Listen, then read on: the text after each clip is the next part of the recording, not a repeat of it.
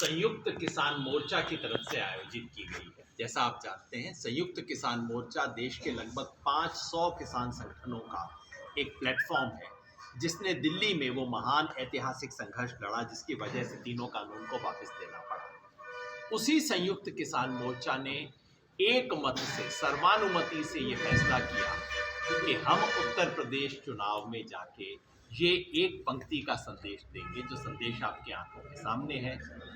इस चुनाव में किसान विरोधी भाजपा को सजा दें।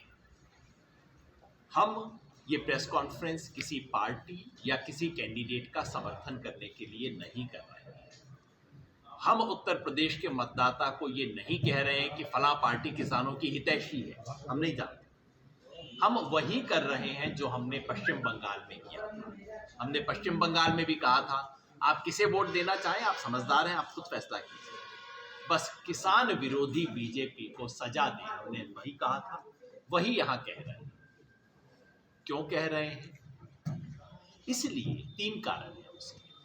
पहला कि भारत सरकार ने 9 दिसंबर को चिट्ठी लिखकर किसानों के साथ कुछ लिखित वादे किए, जिसके आधार पे हमने दिल्ली का मोर्चा उठाया। लोगों ने कहा आंदोलन समाप्त हो गया, हमने कहा आंदोलन तो समाप्त नहीं हुआ और हमारा मोर्चा उठ गया। पिछले 2 महीने में सरकार उन सभी लिखित वादों से मुकर गई।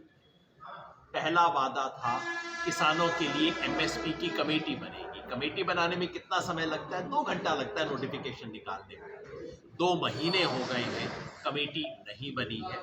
और अब 5 दिन पहले सरकार ने संसद में कहा है कि एमएसपी की कमेटी बनाने के लिए चुनाव आयोग से परमिशन लेने की प्रक्रिया आरंभ कर दी गई है।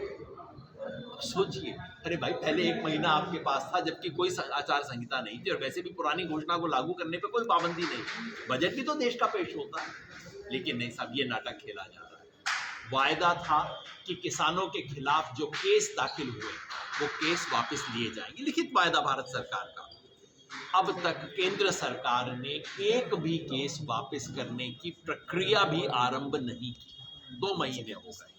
कुछ राज्यों में हुआ है, नहीं हुआ बाकी। कि शहीद किसानों के परिवारों को मुआवजा दिया जाएगा, उत्तर प्रदेश का नाम लिखा था, कुछ नहीं हुआ है।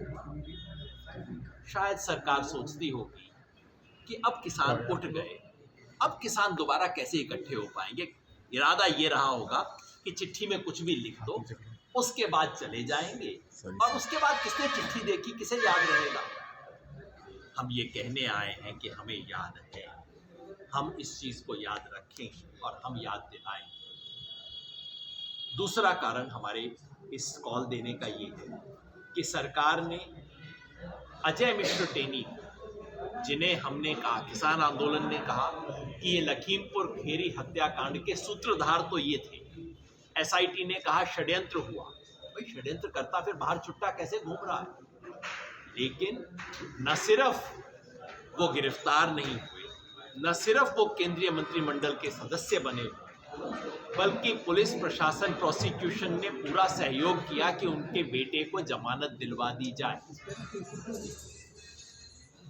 किसान आक्रुष्ट है, ये किसान के जख्म पे नमक छिड़कने का काम है। और तीसरा कारण हमारा फैसला लेने का ये है कि इस योगी सरकार ने किसानों को अपने घोषणा पत्र में किए हुए वादों पर पूरी तरह से अमल करने से इनकार किया है और बेशर्मी से उन्हीं वायदों को दोहराया जा रहा है। भारतीय जनता पार्टी ने अपना जो मैनिफेस्टो किया, बाकी तो मैं बातें यहाँ करूँगा नहीं, लेकिन केवल कृषि की बातें, जो वादे 5 साल पहले किए थे, जिनको लागू कतई नहीं किया, उनको ठीक उसी भाषा में दोहरा दिया गया है।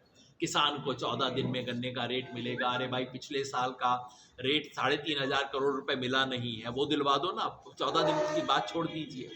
बिजली अब कहते हैं फ्री कर देंगे। अरे आपने पिछले